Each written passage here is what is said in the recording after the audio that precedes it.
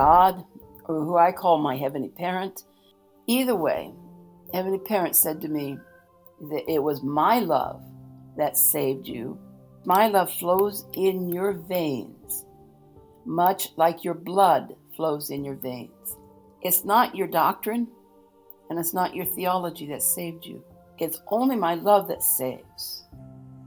And you will be different now.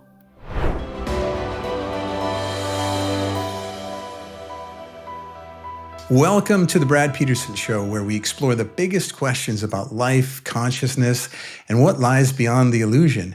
Now, my guest today is Dr. Kathy Winings, an educator, minister, and someone who has had a profound near-death experience that completely changed her understanding of life, death, and even the nature of God.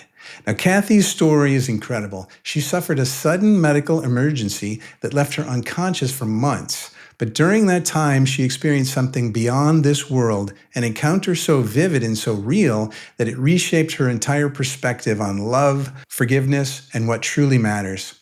Kathy, I'm really looking forward to this conversation. Thank you for being with us today. And thank you for inviting me, Brad. Thank you. Well, I tell you what, it's such a great story. So let's start at the beginning. So take us back to the day where the story begins. And I'm very precise about the date because it has meaning in a moment. On Saturday, December 5 of 2020, it was about 5:15 in the afternoon, and I was getting ready to prepare some Christmas gifts. I was going to play the piano and record some music for friends. And I went to the kitchen to get something to drink. As I'm standing there at the sink, I'm feeling, wow, why do I have all this, like this water in my ears? You know how sometimes when you're swimming, you get water caught in your ears. And there was so much water or liquid going back and forth. I'm going, wow, what's going on? It's like, you know, you can surf in it.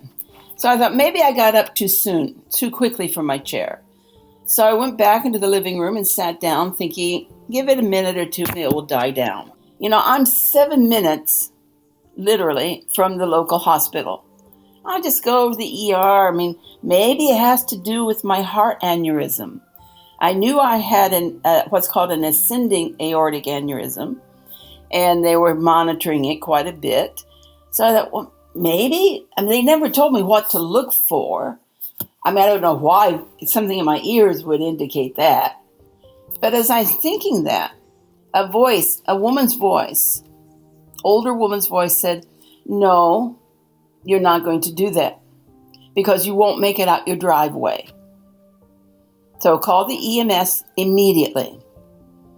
So I went, sat down on the piano bench right there. I called EMS. And the poor man, the first thing I said, I blurted out, I live alone. I don't want to die alone. I have no idea why I said that. I have not a clue. And he said, well, before you pass out, he said, make sure your front door is unlocked. And fortunately, it was just there on my right. So I unlocked the door. And I just heard the ambulance in the distance because the station for it, where they wait, is about 4 minutes from my house. So I thought, okay, I hear them, and that's the last thing I remember. And when they got there, which was very quickly, obviously, I was going through the first stroke. And they got me to the ER, and evidently I had moments of coming in and out of the stroke, and I was rather funny. Because one of the nurses there, I said, oh, my husband's getting off work now. He'll be here from Long Island very soon. She's scratching her head. And of course, in today's modern world, every doctor knows everything about you, right? Everything is there. New vents. I mean, the hospital here I've been there before, so I'm not a stranger. So she looks in the records. She knew that I was divorced.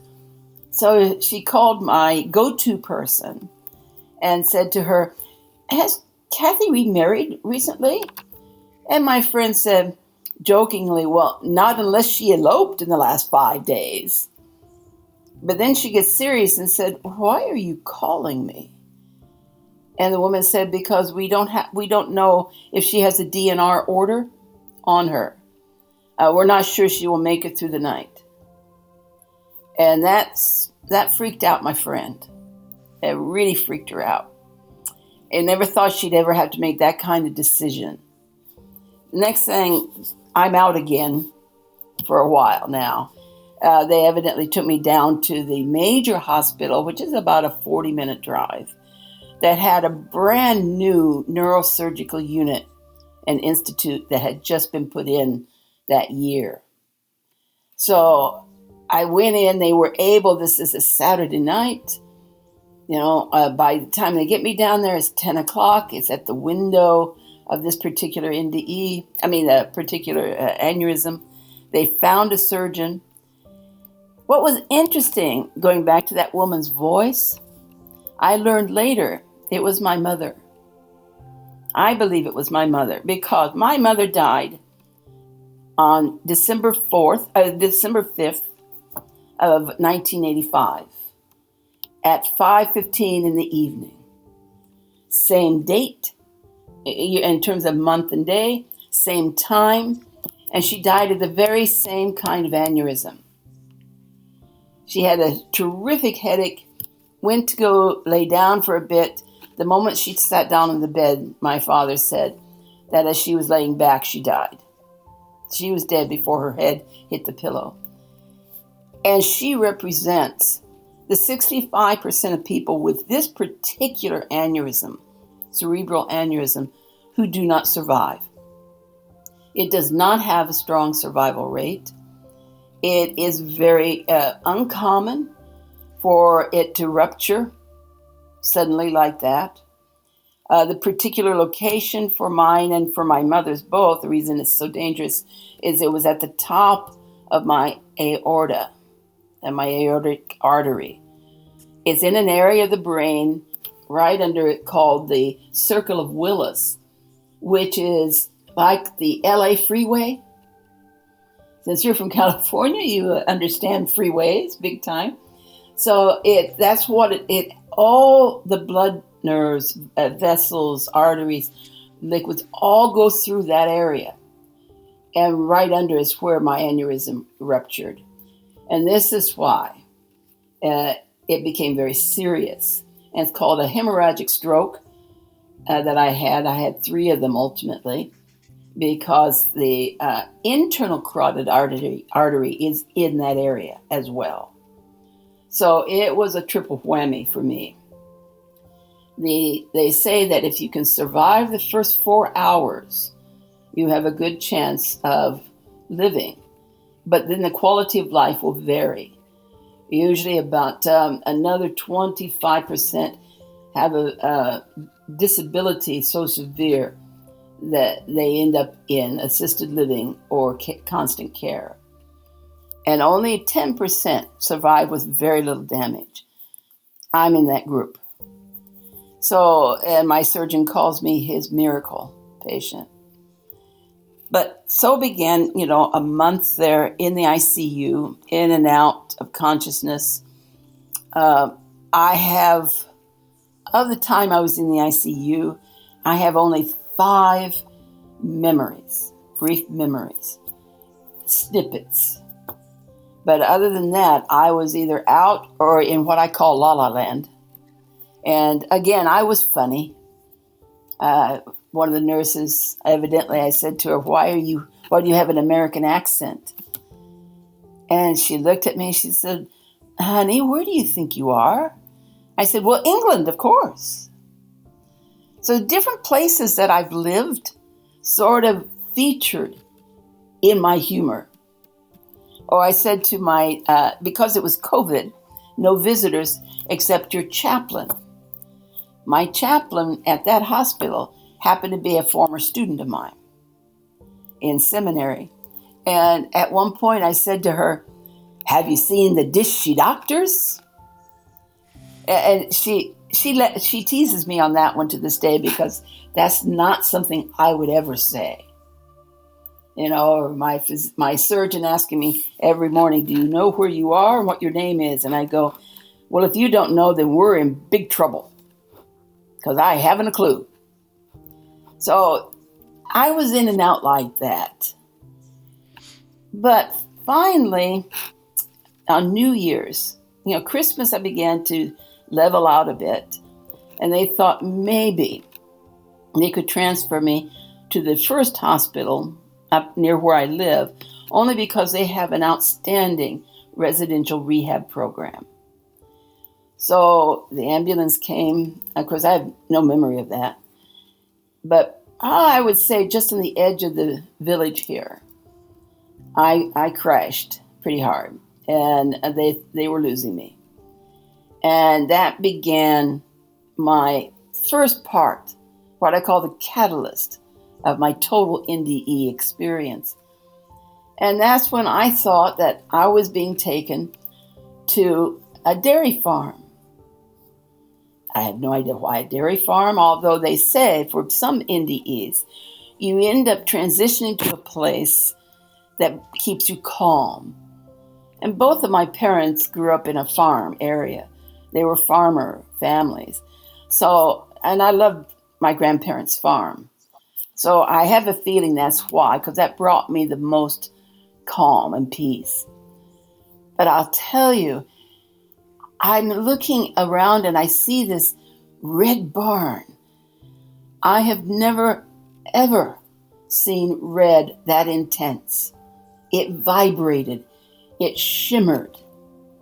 The silver on the equipment for the dairy equipment just gleamed. You needed sunglasses. It was so bright. Now, I honestly didn't see any cows, didn't hear any cows, which was odd. But I'm walking around admiring this amazing barn and kept thinking, gee, I've never seen that barn before. Where is it? I know this hospital. Where is it? And I end up in the kitchen, the farm kitchen. We're going to have a little bit of lunch. Now, there's no one there, though I hear voices. And I'm looking at the table. It's a wood table, and if you've ever admired a piece of furniture that is pure wood, not laminate, nothing, not formica, nothing like that, pure wood. And I'm going with my hand, wow, look at this wood. Wow. I asked the question, oh, is there a restroom? And the voice said, yes, upstairs on the second floor, and there's no elevator. And I'm sitting there thinking, well, that's a creative way to do therapy, rehab. Okay. Boy, pity the poor person that can't climb the stairs. Hey, I can't climb the stairs, or can I? I'm having this conversation. Then I say, I'm going to take a walk outside. So I go back outside, and the sky, again, it vibrates with blue. It shimmers. The grass is green. I see the birds. And I'm going up a hill, a little gravel drive. And I know that I've been told I'm going to meet Jesus and Muhammad and my senior pastor who had died a few years before. Now, I've taught in a seminary for almost 30 years. I teach ministry, did ministry. But our seminary has been an interreligious seminary. We've had diverse students there. We've had Hindu students and we've had Muslim students. So I thought, well, it's not so strange for me to meet Muhammad. Now, of course, during this thinking, I never once questioned where I was. If I was going to meet Jesus and Muhammad, whoa, I must be where. I didn't even think it. Didn't dawn on me. I'm just enjoying the atmosphere. It was so life-giving. But just as I was crossing, going toward the top of the hill, and I could see the top of the three people's heads, the voice behind me, God said, it is not your time. You need to go back now while you can, and you have work to do still for me. Next thing I know, I'm in this kind of big, vast, not motel room, but hospital bedroom. And it's still sort of a transitionary phase. Then that was it. I didn't receive anything else. I was out for the next several weeks. Now, in between that, the reason I said that the experience of crossing over was a catalyst, because what came after is what has been so transformative for me. And that was a series of conversations with God, or who I call my heavenly parent. I often use the term Mother, Father, God, depending on how the Spirit is speaking. Either way, Heavenly Parent said to me one time when I was somewhat conscious, said, "You know that I saved you. It was my love that saved you. My love flows in your veins, much like your blood flows in your veins. And as that love is as valuable and as important to your life as your blood is vital to your life." And further it said, it's not your doctrine and it's not your theology that saved you. Those are concepts, and they can give you guidance on life and give you an understanding about part of me. But it's only my love that saves. And you will be different now, because I want you to recognize that all human beings were created in my image. And an essential part of that image is fueled by love, the love that I have.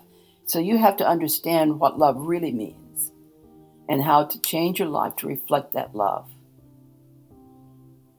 So that began then a series of non-ending conversations that has led me to be a lot more, shall we say, spiritually sensitive, open, mediumship qualities and aspects.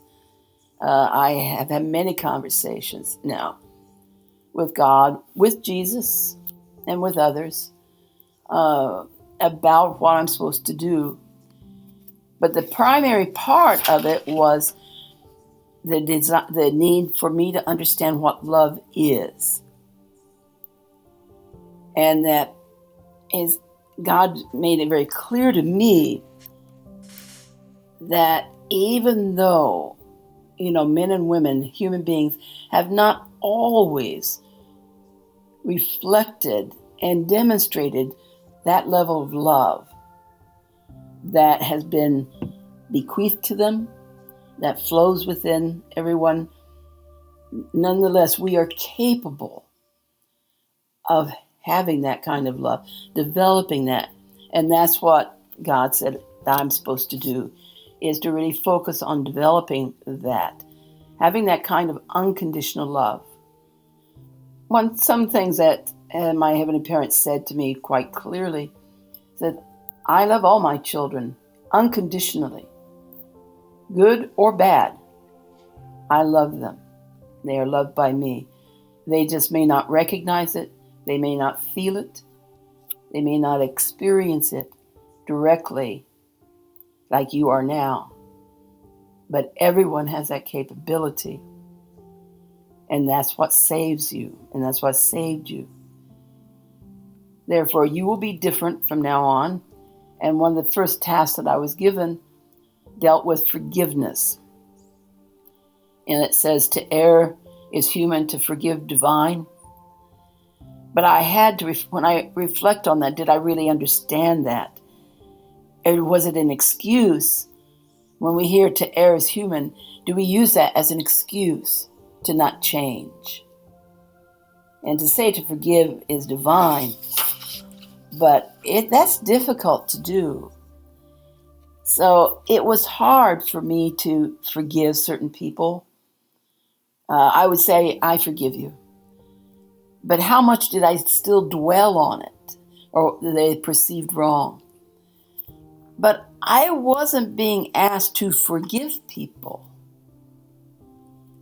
Heavenly Parents said, you need to ask for forgiveness for perceived wrongs, words or actions that you did or expressed that they had perceived as hurtful to their heart. So it's not a question of you forgiving people. That's in your control, but you need to ask forgiveness because that shows your ability to love. So I have a question for you here. Yes.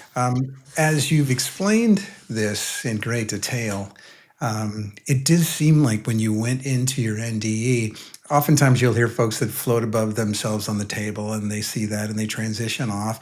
You kind of sort of went straight off. And maybe that's why you didn't really realize where you were. There wasn't a transition for you. And so when you were over in this beautiful space, you were just kind of really appreciating how amazing it was. Yeah. Now, it sounded like you were about to go off and meet with 3 very important folks in the world, as you had mentioned, right? Yeah. And yet you, just short of that, you were told it's not your time. You've got to go back. Let me ask you this. Those 3 people, how is it that they were so important to you that if you had passed then, you would have gone to have conversations with them? What was it that you had in your life with those 3 people that made them so significant? That's an excellent question, Brad. No one's asked me that one. But in my reflection, I naturally wondered why. But then I realized not so odd because beyond teaching in a seminary, one thing I always taught my students was to, of course, recognize and understand Jesus in the real way, a vibrant way. And when I did youth ministry, that was an important part of my youth ministry teachings. Muhammad, because I dealt with an interreligious seminary, was very common. More importantly, I'm the president of the board of directors for a non-governmental organization, an NGO, that does sustainable development and disaster work. I was its executive director for a long time until I was placed on the board. That organization, the International Relief Friendship Foundation, works heavily in Muslim countries. So, Bangladesh, Sri Lanka, Indonesia, Middle East. I've done projects in Israel between Palestinians and Israeli young adults. And I did it on a kibbutz, a very orthodox kibbutz, in which the Palestinians did homestays with Israeli families. And these are families who lost their children in the Palestinian fighting, and vice versa. So I was used to that, and I've studied the Quran. I have many good friends who are imams. 9/11, when I worked, my agency worked at Ground Zero, I worked with several Muslim groups. So I feel that that's why. And of course, my senior pastor I was very close to, and his wife is the chair of a board. What do you think would be the conversation if you were given that chance again to go all the way up to the 3 of them and have that talk? What have you learned since being here in the spiritual world, in the afterlife? What have you learned? What can you teach me? Where did I not get it right? Of course, I can say that now, but I think that's what I would want to talk about with them. They may have started the conversation, and then you would have gone, "Oh, this is amazing," right? But you just stopped short of that, and that could be good because it kind of brings me to another question. When you think about your mom years earlier having the same medical experience, what have you ever imagined what had happened to her, that she also went off into the other side and was received over there and had a conversation with who knows who, and yet with NDEs, oftentimes you're given a choice. Would you like to stay on the other side or would you like to Yeah. return? Sometimes you're not given a choice like you. It was like, no, you're not done. Had you ever imagined the experience that your mom had when she went to the other side and maybe she wasn't given a chance to return? Maybe that truly was, a time for her to transition. Had you thought about that? No, actually, I haven't. After my mother died, I did have conversations with her, and she introduced me to people she was meeting in the afterlife. One of them was Thomas Jefferson. She was in a carriage with him and said, "See who I've met? Oh, he's just an interesting man." And different things. At one point, after at that time when she died, I was a student in seminary. And I just graduated and had been asked to work overseas for a while. And as I was in the prayer room before leaving, before preparing my mother came to me and said, I like it here. However, I'm looking at a glass ceiling right now. And I can't go any further, but I can see what's on the other side. And it's even more beautiful. But I need you to work better and harder in your life in order to allow me access higher. And that was a conversation I had with her. Wow, that's interesting. Now that brings a question up, which is, how does your mother come to you? And you talked earlier about, sort of God sharing messages and so forth. What does that feel like? What's that experience? A year and a half ago, I had open heart surgery. Fortunately, I did not have an NDE at that time, but I did have they had a rough time. When I came back home here, I'm sitting in my chair and I'm sort of napping.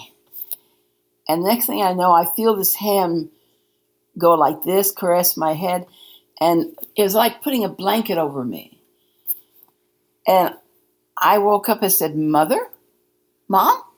I felt she was there, and that has been several times now.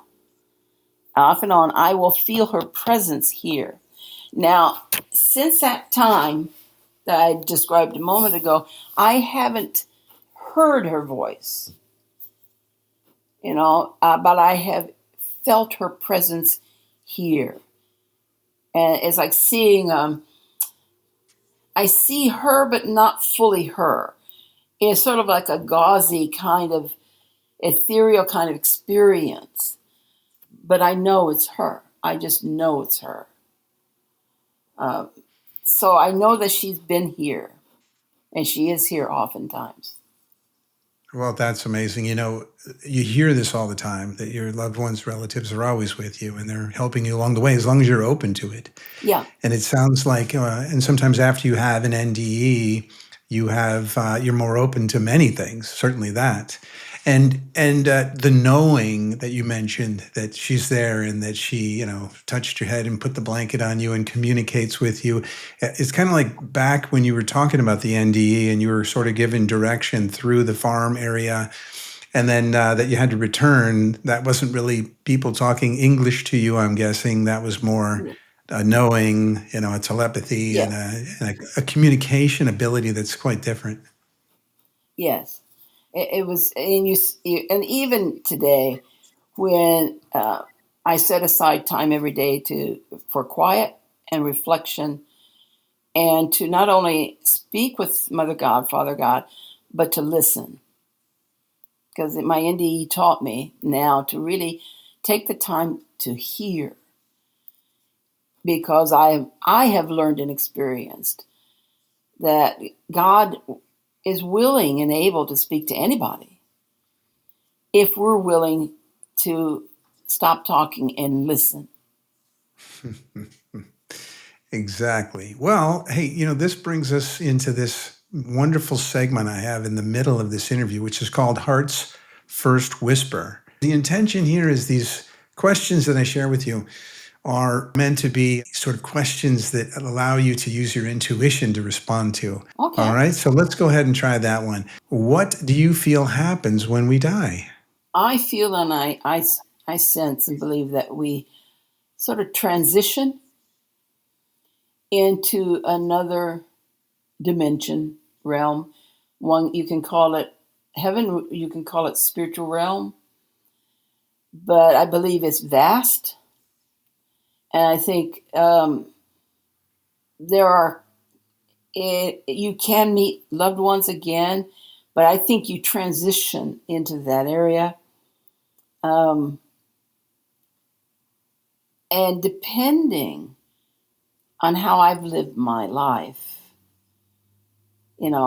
what goes with me is not the things I've accomplished. Those things, those money, even my knowledge, the things I've gained as an academic, they don't go with me necessarily. What goes with me is how well I loved, how much I have come to reflect my heavenly parent. Because at heart, that's who I am. And love is at the core for me of that. So it's like breathing. It's like air. It's the air we breathe. So when we transition, ideally we should be ready for it. And there usually are, I've been told, there's this incredible video where they interviewed 5 hospice care directors about the process, what they come to see as a process of dying, primarily in order to show relatives, there are people coming to help your loved ones pass through. There's a staging, 8 steps they call it, that they go through. And I think that's true. I think that we have a sense, and there are people who are waiting to help us transition into that realm. Just as we were born from in the womb to physical life, going one kind of air to another kind. I think as we transition into that other life, it is it is fueled by that love, and that helps us breathe. If we don't transition having understood that nature of love, I think we struggle. I think it's hard for us. I don't know if you remember the film years ago that Robin Williams did, What Dreams May Come. His wife Yes. kills herself. He goes looking for her. I think there's a lot of truth in that, basically. I mean, from my ongoing conversations and experiences with the other side, yeah, I think that's what happens to us if we are lucky. I think your NDE experience gave you a glimpse into that. And I think that's why so many people are so fascinated with the NDE stories, because they really feel like you did pop over to the other side and took a little glimpse around and came back. And they go, tell Yes. us what it's like, because ultimately everyone ends up there. Yep. And so thanks for sharing that. Now, the next question that leads on to that, then, as you come back, how has your experience changed the way you feel about spirituality or even religion? I love that question, Brad. It has changed me. It has changed my orientation to things. If I really want to somewhat inherit or develop that love that is in me from God and be that kind of reflection that brings joy to my heavenly parent, then I've been learning how to change. So just as the first thing I was asked to do was seek forgiveness, after that, I've been asked to how to monitor things such as, what do I say? How do I say it? What words? What actions do I take? How much am I hurting another person's heart? And that has taught me a lot about what we teach about love, about God's love. Growing up as a child, one of the first songs I ever learned was, Jesus loves me, this I know, for the Bible tells me so. We learn lots of songs like that, right, about love. But how much do we really understand the vibrancy of God's love? One of my experiences in the other since my NDE with God, as I gained a glimpse of the image of God. So I put it that way, where I saw incredible two circles of great energy and electricity, working synergistically. But at the heart of it was beauty, love, and heart, or the soul. I look at it as like the soul of God, fueling that, animating it. And I realized, well, then that's what needs to animate my life, not this. And I had prided myself on being a good academic, a good teacher, and I knew a lot. But as I tell my piano students, I don't want you to play from here. I don't want you to worry about technique at this stage. I want you to play from your heart. Find the heart. Find what touches your deepest heart and desire to love in that music, and allow that to animate your fingers, to play through your hands. So therefore, I've been very conscious of language. This last political season, I had a difficult time. I did not like the angry name calling. And one thing I've learned through a system called family systems counseling that I used to teach from Edwin Friedman and Murray Bowen, you can disagree with someone and you can say, you may disagree with their actions, their words, their behavior, but you should never express it such as, oh, you were so stupid for doing that. That was a stupid action. Because that's not the focus. That hurts a person's heart. You can say what your policy or your words to that person or your actions, those actions I don't agree with and I think are harmful.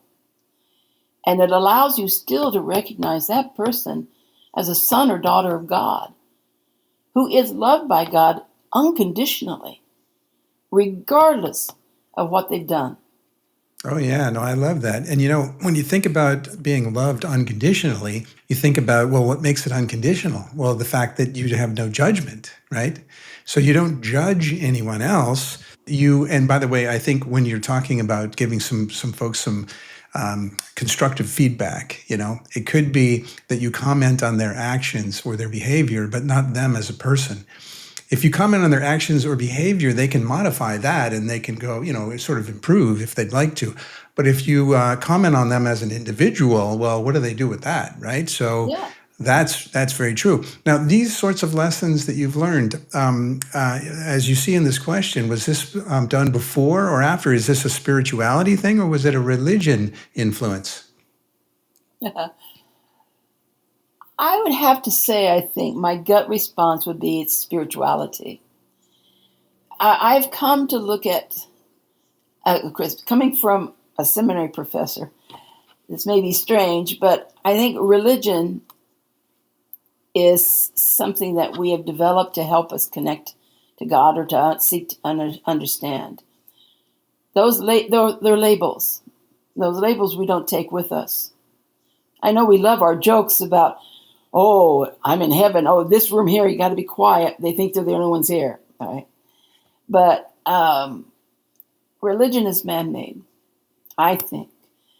My gut instinct is that we can be religious, which is a frame of mind of spirituality, but ultimately, those labels won't matter because God doesn't care about the labels. God isn't a God of for the Catholics, for the Muslims, for the Hindus, for the Jewish. No. God is all of our parents. So I would have to say spirituality. Now, it doesn't mean I still don't worship. I do have a community that I'm part of, but it's as a community to have people around me that challenges me to change. Well, that's a good topic. And this kind of leads into the next question here, because This question is, if you could sit in the presence of the divine for one more moment, what would you ask? I would ask to see the designs that God used in thinking about creating us. How does that really work? I mean, as a neuroscientist, myself teaching neuroscience, I'm intrigued. I've come to appreciate through neuroscience what an entity we are, how we are connected, our stomach and our brain, what we eat, what we don't eat, what we do, what we take in, all of this, we're connected. And now since my, aneurysm, more so than ever. So I look at that and I go, wow, what was in the mind that created that? I want to, understand that more clearly because I'm just amazed at it in that sense. And then the second question I would ask is, what are your needs and how can I address those needs for you? Because on the other hand, I think my Heavenly Parent is deeply sad at times.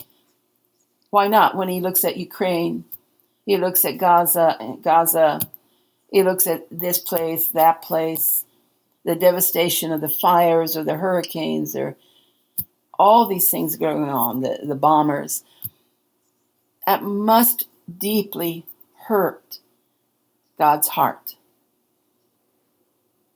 Because if you're a parent, your child does something that harms someone, don't you feel sad? I mean, it's like, it's a part of me did something that hurts someone. So I would want to hopefully be able to ask God, what can I do to ease that heart? I wonder about that because when you say you go to the other side, there's unconditional love, which means no judgment whatsoever. And so if there's no judgment, it sort of feels like there's no suffering, no pain, because everything it's sort of equanimity, sort of everything is happening as it is for those that are here having these experiences to learn from these experiences. And this is a temporary existence. And then we go off to the other side and take those experiences and go to something, where none of that polarity and negativity exists and so forth. In fact, because of that, it could be that we're here in this temporary experience, having these experiences that we couldn't have on the other side to learn from them. And so that's, to me, it's a question of if there is equanimity and then unconditional love with no judgment. It's interesting going from this transition to that and seeing if there is any suffering associated with it or not. I'm not sure. But it does influence how we live our daily life. And that brings us to the next question, which is, what's one way your experience that you had has changed how you live each day here? It's really changed my daily life. I'm very aware and conscious of the language I use with people, how I express things, disagreements, etc. I listen. I try to hear their hearts. I also feel that I have a limited amount of time in which to talk about this with people. I mean, I believe that, I'd love to think that heaven is all rosy. It's not, I don't think, in the sense that you take what you did and didn't do with you, your ability to love, and if it's your ability to love is here, that's where you go to. But there's still, you feel that it's not that you're judged by God. Your life judges you in that sense. For instance, okay, if your readers can understand, your listeners can relate to this, I don't know, but I'm going to put it out there. In some of my spiritual conversations, because on here I've dealt a lot with racism, did a conference on white normativity, have written heavily on racism and trying to end it in normativity in that sense.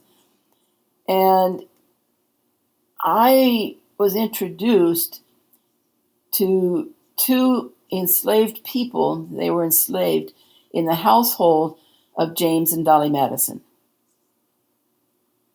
And in particular, they had a lot of hurt, and I wouldn't say anger, but deep hurt with Dolly, because she didn't free them on her husband's death. She didn't follow his directions fully.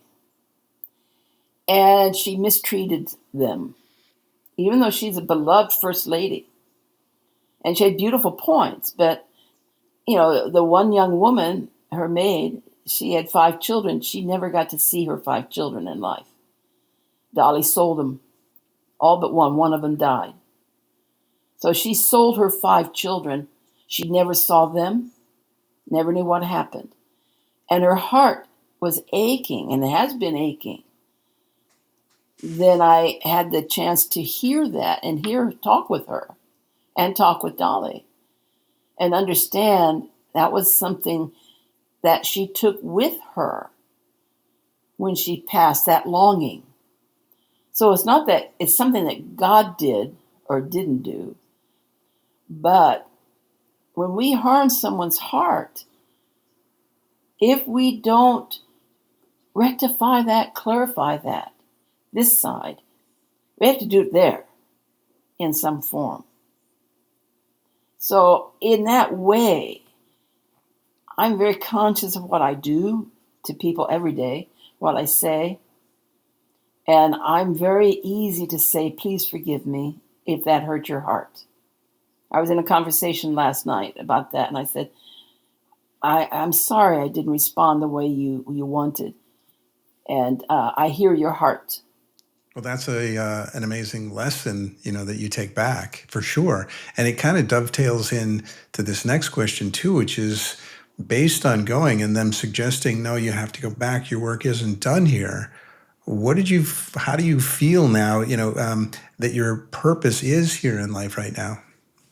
My purpose is, I think, to, first of all, deepen my understanding of love and become as good a mirror image of God's heart and love as I can, to inherit God's love as full as I can while I'm here. Second is to make sure I don't hurt other people's hearts, but that I also, the other side, share God's heart with people. Either teach about it, speak about it, or write about it.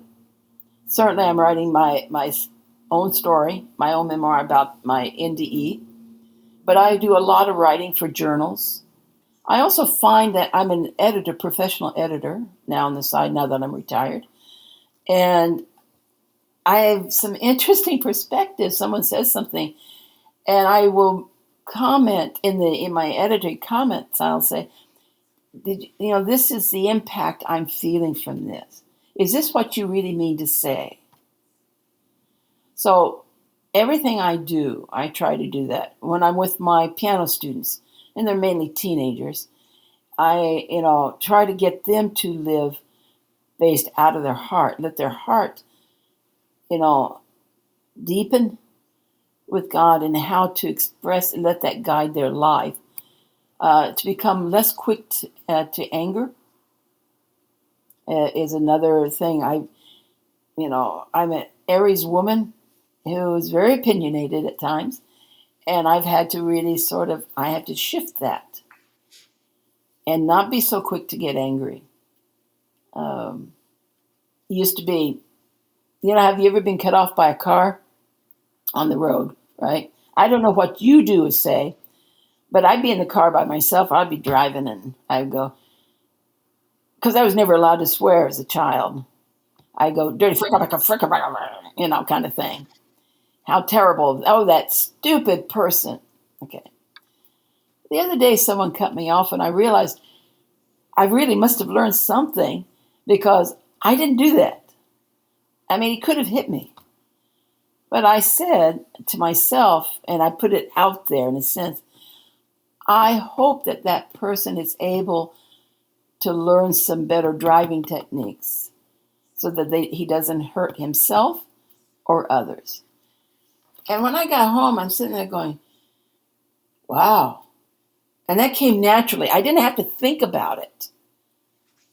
It was reflex. So that's what I see as my purpose. Got it. Well, that makes a lot of sense. Yeah, I have the same experience that I had talked to with some other folks about the traffic thing, because there isn't a lot of swearing in my life either. And so I said, listen, let's replace that. Like, if a car cuts in front of you, let's, instead of F you, how about bless you, right? Yeah. And by the way, you have no idea. That person could be going to meet a loved one and they're in the hospital and it's something important, but it doesn't even really matter. Yeah. Whatever it is what it is, equanimity. We're all, ants in this ant farm, right? Make room for each other. Yeah. And I think what happens is you kind of reprogram your subconscious mind to, instead of react, to realize that you need no reaction whatsoever. And I think after you say bless you for about a year, then you say nothing, because you don't even take offense to it anymore, right? Yeah. It's just, there is no offense. I don't have to say one thing or the other. I just make room for that person and wish them well. Kind of just what you said as well. Yeah, your heart. Now, you know what? If you've got your purpose all figured out like you do, the question I have now is, do you sense that our life's purpose is chosen before we're born? I would say that's a two-parter, yes and no. The yes portion would be our purpose to bring joy to God is there in the seed of our life as a human being. So yes on that part. But there's also life expressions of our purpose that we learn to discover. And that's what brings such joy to God. Millions of people with different talents, gifts, skills, interests.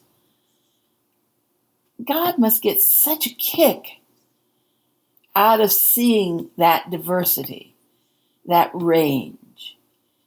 And I think our quest, our purpose, is to develop that and to offer that and have it fueled by the beauty, heart, and love of God, the soul of God. It's like, again, I think of a parent. You have 3 or 4 children. They all have different. One wants to be a doctor, a lawyer, a teacher, a ballerina. And you get such joy when you see them doing different things. My brother, sister, and I were all 3 very, very different people, different interests. But I know that my mother and father, they looked at us and said, wow, isn't that cool? Kind of thing. Look how different that is. He is, how different she is. And yes. Yeah, well, and I think that takes great insight and appreciation for that, because not everyone is certainly that way.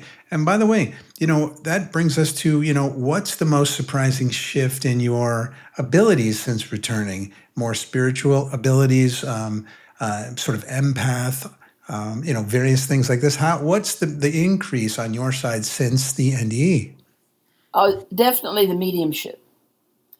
I would say I was a sensitive person. I could sense things before, but after the NDE, what I hear and the conversations I have with Mother God are quite intriguing, or with others, such as I talked a minute ago about Dolly Madison and Suki and Paul Jennings. It's like, wow, I'm part of a small group that talk about, spirituality. This is a subgroup within our community and my religious community. And we talk about the most interesting things because several of us are mediums, and we're being trained by a medium who's been a medium since he was 7 years old. He's 68 now. And his mediumship abilities are far beyond anyone out there that I know of. And so he's been helping us learn how to develop it. But I would say that's the shift in my life. And people are saying, wow, that was, really? You can do that? Yeah, and it's fun because as you have that experience and the knowing of that and meet with others and share this information, you kind of feel like you know where the path is, where you're going next with this, and what skills and talents you start to develop. You feel the knowing there as well, and you continue with that. Now, this is going to be a challenging one because this is literally one word, okay? So if you could describe how you feel about death and this process of going to the other side in one word, what would it be? Life. Life? Yeah. All right. That's what comes to mind. Well, I think that's interesting because oftentimes if you go to the other side, you don't actually die. You're over there, and it's like you said, it's even higher resolution and even a grander experience. So it's a transition. So the notion of death is interesting because it sounds so permanent and so done and over. And so your word is the opposite of that because it isn't over. Is that what you're saying? Yeah, I mean, if you think about it, if we believe what we teach, that we have an eternal nature, we were created to be eternally with God. As a parent, I don't want to create a child and then know that once that child is gone, I'll never see him again or her again. God created us. Was it as a product? No. I believe in process. God created as a process. And that our eternal nature that reflects God is what makes the afterlife so exciting. Who knows what I can learn? Who knows who I can meet? What can I receive from God? I had a conversation with Mother God the other night, and she's talking about the library she's got. And this and that. And I'm going, wow. Can you imagine sitting in that library and reading those books? So I think that brings God so much joy and excitement, anticipation. I mean, there's people I want to meet, I'd love to talk to. So, yeah, I think it's cool. For sure. No, I think that's a great word. I've never heard that before, but I think if there's only one word to pick, I think that's a great one. Now, this brings us down to number 9 here, which is dovetails right into that last section, which is if someone you love was struggling with the loss of a loved one and you know what you know, how would you help them through that process? I would sit down and want to listen to them first. I want to hear what makes them so afraid of losing someone. And then I would want to guide them to looking at what do they learn from that person? What have they learned from that person? What do they want to emulate in their life to give honor to that person? Within my faith community, one thing that we do in funerals, shall we say, we talk not about, oh, this poor person or this or that. Here's what my takeaway, the legacy of this person is. This is what I hope I can do that reflects that person. And that is so that it's not a sad thing in that sense. Oh, it's a farewell. No, it's a temporary farewell. I would hope to help that person be able to sit there and look at and reflect on, oh, yeah, this is what I learned from my mother. And this is what I want to emulate. This will give honor to my relationship with her. I mean, I was fortunate when both my parents died, because I was a pastor. The pastor who did the service asked me to share it with them. So I had a major part of both of their services, which not every child gets to do. And it's what helped me work through that. initially. It was before my NDE, but I was somewhat thinking that way. But the NDE, now that I've been there, I can talk with someone and say, it's a beautiful place. It has deep joy in it, potential, and it's not a horrible place. And also, you can honor that person more by what you do now until it's your time. That's great. Well, thanks, Kathy. I mean, this has been a fantastic interview. The stories that you share and then the responses and the additional information you're sharing is wonderful for folks to just listen to and get comfort in as they're on their journey, for sure, as we all are. I don't know if you remember Ram Dass talking about how we're just walking each other home, right? I think that is such a good summary of what's going on here. Well, that's a great image. Thank you for all your time today. I definitely appreciate it. Any last words of wisdom before we wrap? No, I hope everyone listening has a blessed day, and that they feel loved and they share love. Thank you very much. Thank you. I certainly know I do. Well, thank you for joining us on this profound journey. If you found this conversation enlightening, be sure to like, subscribe, and share. And as always, keep questioning, keep exploring, and go beyond the illusion to discover your true self. Take care, everyone. Bye-bye for now.